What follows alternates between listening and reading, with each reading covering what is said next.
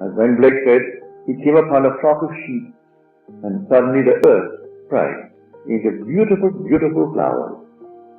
And a lady's children just returned from school for the summer.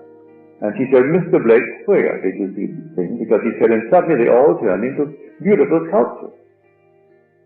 And she said, Mr. Blake, where? Because she liked to take her children and show them the sheep that are now sculptured, and the flowers are now sculptured.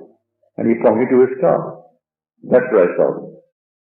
So she was flabbergasted and thought the man was completely insane. And then to tell strange stories of Blake. But they were not true, but just to discredit the man because he said these fantastic things.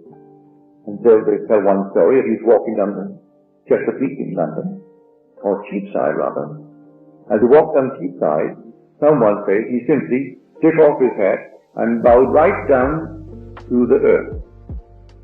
And one said to him, what did you do that for? Well, he said, that was the Apostle Paul. No one saw anyone. He didn't do that. But all these things to discredit the man who only believed in the true Lord. Well, why didn't he have money? Well, that wasn't his interest. Today you couldn't buy his one copy that is colored of the poem called Jerusalem. You couldn't buy it. There's no money that could buy it. It's owned by Yale University. How they got it, I do not know. It's the only copy that he colored. He left 5 copies of the great poem, Jerusalem, and Yale has one, and the only colored copy. Others have been copied from that, but that's the original copy, and you put a price on it, you couldn't buy it. A picture gets sold in London for $5.5 million, but you couldn't bring any figure for this only colored copy.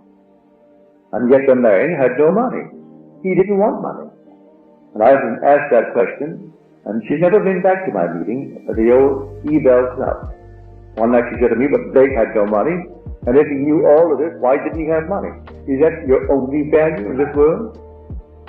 That you have money? I have had the misfortune of meeting so many very wealthy people. And I say misfortune, or the dubious pleasure. Because their concept of life is just simply right in the gutter, the most sordid things in the world. Not all of them, but so many of them are.